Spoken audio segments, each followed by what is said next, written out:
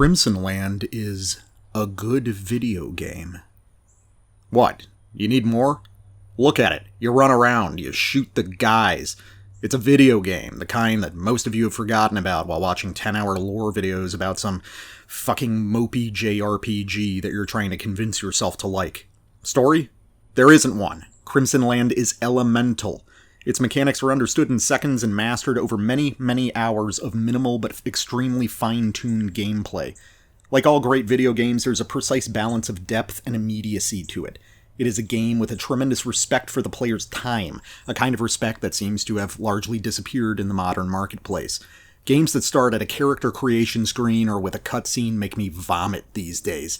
Please give me the game I purchased. Don't hold me hostage with your fucking explanations and your dialogue trees and your in-engine walk-and-talks and your fucking subtext and your fucking... Crimsonland is old as fuck. It's not, me old, but it's pretty old. Crimsonland was developed by the small Finnish studio 10 Tons, who are still plugging away making arcade-style titles as they have for over 20 years, with Crimsonland's official release coming all the way back in 2003. They didn't even have Shrek 2 yet. What got it on my radar back in the day was getting published by Reflexive Entertainment. 2003 is a real weird time for video games in general. You gotta remember that back then we're still in the middle of widespread home internet adoption, and a lot of us even then were still stuck on 56K.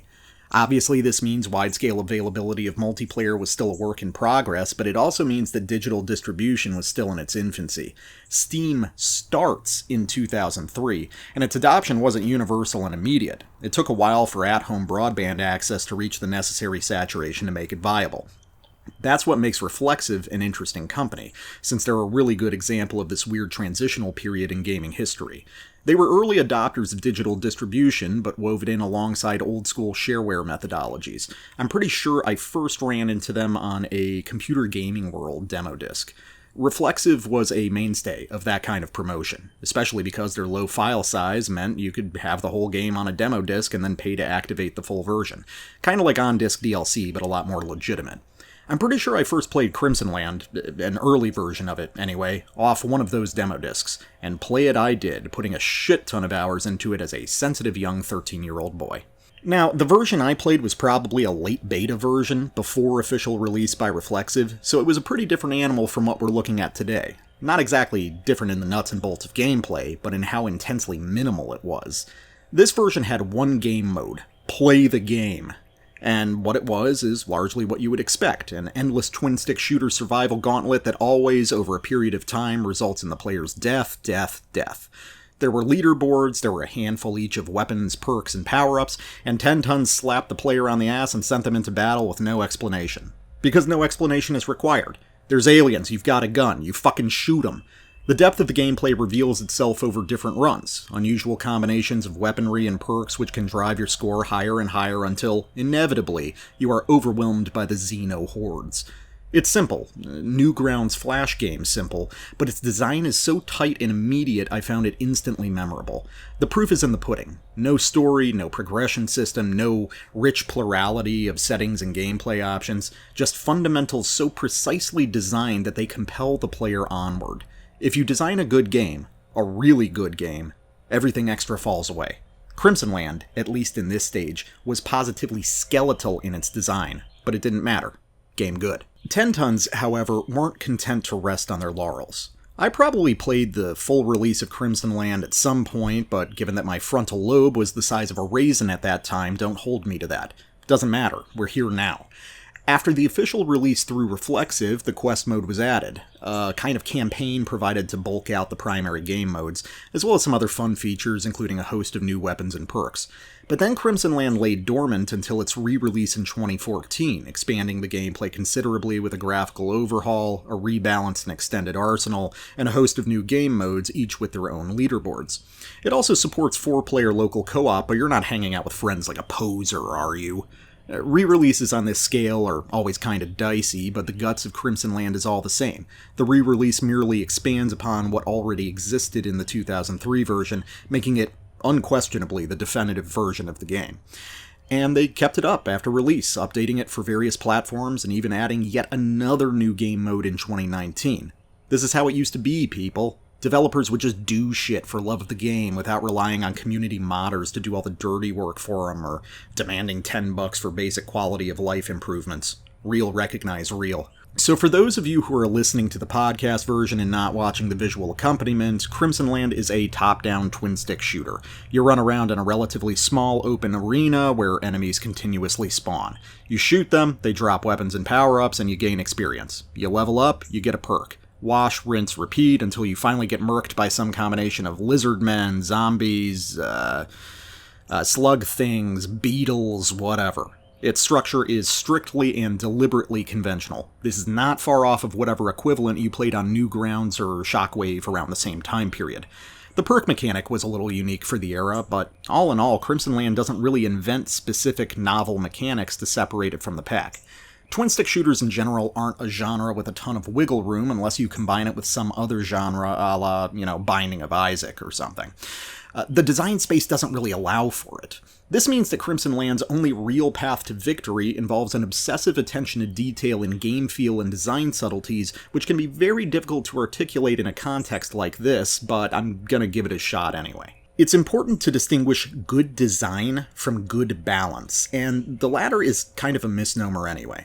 A perfectly balanced experience is not really what any of us want, even if we claim it to be. Looking at a game like Crimsonland with a roster of 30 weapons, you might say that you'd want all of them to provide a viable path to the highest scores, but for that to be the case, they'd have to be so similar to one another that the choice of weapon would be rendered meaningless. As a result of the popularization of competitive multiplayer titles, we have a tendency to think of balance as a competitively even playing field, and we end up applying that logic to the balance of other kinds of games as well. But instead of thinking in terms of fairness, maybe we should be thinking in terms of fun instead. A large handful of weapons in Crimsonland aren't viable at the highest levels. Some of them are simply bad choices you get forced into when nothing better is available. But in a game like this, where a survival run typically lasts less than 10 minutes, these less-than-ideal situations help add tension and texture to the playing experience. Perfect balance is really nothing at all. Everything cancels everything else out. What you want instead is a pleasant asymmetry that suits the particular game. When the experience is completely controlled, with every eventuality accounted for, interest dries up rapidly. No one really wants to play a solved game, no matter how aggressively you pursue the solution. That's what makes those rare runs where the stars align and you get exactly the build you want so much more exciting. It's Skinner box Diablo type shit, but where a Diablo game after the second is designed from the jump to put you on a miserable hedonic treadmill, Crimsonland keeps its playtime streamlined and without any meta progression system apart from unlocking new weapons, perks, endgame modes, and quest mode. That's what the footage you're watching now is taken from, the pseudo-campaign style which functions as a long tutorial to all the game's systems, preparing you for the real meat. Repeated survival runs where you desperately try to claw your way up the leaderboards. And within that structure of gameplay, the imbalance becomes once again compelling. In a recent run, I managed to crack the top 500 of the survival leaderboard using a standard plain Jane plasma rifle, a weapon totally unsuited for hunting high scores. And while I've had better runs in terms of score than that, using better weapons, I'm at 417 on the main survival leaderboard right now with an HR Flamer, the plasma rifle run was the most exciting one by far. It was impressive because the weapon I was using kinda sucked. With better balance, that sort of experience would not be possible. What keeps things dynamic, though, apart from the possibility of a bad run, is the sheer number of builds which can be constructed from the tools at your disposal. You've got 30 weapons, 55 perks, and 10 or so power-ups, all of which can interact with each other in pretty interesting ways. There's a few obvious concepts you'll be able to see quickly. Builds specializing in ion or plasma damage, stationary builds for the vampire survivor types, power-up maxing, that kind of thing. The fun comes when you start to realize the opportunities that underlie some of these combinations. Take the pulse gun, which seems like kind of a joke with its extremely low damage output, but takes on a new power with the right perks which take advantage of its basically instant reload time, enabling on-reload effects to happen multiple times per second. Or, for instance, certain kinds of ion cannon builds, where you want to grab the tough reloader perk and take advantage of its absurdly long reload time as a defensive tool. Many of these specialized builds necessitate 3 or 4 specific perks minimum to be truly viable, so the early game becomes a mad dash to level up and keep digging for those crucial elements. Is it worth basically skipping a useful but generic perk to get Perk Expert and make that digging a little easier on the next level? Maybe, maybe not. There's a constant dice rolling element which keeps the tension up even in the early, easy minutes of a survival run. As I said previously, the vast majority of Crimsonland runs are done in under 10 minutes, with only the absolute best, stars-aligned runs getting past that mark where scores go logarithmic through a combination of perfect perk and weapon opportunities alongside insane power-up chains. But you can get pretty far just cobbling together whatever on the fly. I'm decent, but not extraordinary at the game. I generally play pretty mobile builds that aren't really designed to get to the very top, but I never feel like I'm missing something by not min-maxing to death. Every system in the game works in lockstep with every other. Perk choices influence the way you treat power-ups, certain weapons demand certain perks, some power-ups you might want to actually avoid based on your builds, that kind of thing. The result of all this interaction is, well, variation. Surprises occur, builds pivot due to an unforeseen opportunity, mistakes are made as you accrue a more and more specific build and start to forget the developing edge cases that narrow your gameplay options. And all of this stays interesting because, at the moment-to-moment level, Crimsonland is extraordinarily fun to play. Like nearly all old-school shooters, be they twin-stick, first-person, or some other perspective, Crimsonland is a game about moving, not shooting. As a run progresses, killing enemies is more a matter of providing safe routes to move through as the speed and density of the mobs progressively increases. You move faster than the enemies for the first few minutes, then at around the same speed for a while, and then you're desperately grabbing speed power-ups and taking the long-distance runner perk to keep them from nipping at your heels. Crimsonland's play area isn't very large, and enemies can spawn from nests on the main playing field as well as outside of it, so hugging the borders and kiting the swarm isn't going to work for long. What you're really looking for is gaps in the swarm, caused by different enemy types, whose primary distinguishing features are different movement patterns and speeds. This asymmetry between different monster types means that paths through the swarm will naturally develop. Navigating these paths and expanding them with your weaponry is your main method of survival. As the player, you need to be thinking on 2 levels at once. The first, dealing with the enemies that pose an immediate threat to you, and the second, to plan where you're going to be 5 seconds in the future. Your skill in Crimsonland is directly related to your ability to master the latter, understanding where soft areas and enemy movement will develop, prioritizing the right power-ups, and making sure that you are killing enough between those 2 points to keep experience flowing steadily. Crimsonland is a game about 36 micro-decisions being made every second. Even its strategic layer is just a few seconds behind your immediate concerns. What makes all these micro-decisions possible is the very precise design of the movement of your character. Crimsonland's angry little guy in the center of your screen isn't very fast by default, so you're relying on perks and power-ups to enhance your baseline mobility. He also has a certain weight and momentum to him that makes changing direction a decision which will, without exception, bring enemies closer to you. Acceleration and deceleration are things to think about. Fully reversing direction is devastating to your overall speed and safety. It's less like a guy walking around and more like a bomber moving through the sky. Your route is planned, turns are wide, and if you stop moving, there's a good chance you'll stall out and die. The effect of all this is a game which is twitchy but also strangely meditative, strongly encouraging a state of complete wordless understanding of the playing field, where the plurality of explosions and gouts of monster blood are looked past as the player observes only the intended route. The shooting is basically on autopilot. You're holding the right trigger down and firing approximately in the direction of what needs to die next. All the real mental energy is dedicated to movement alone.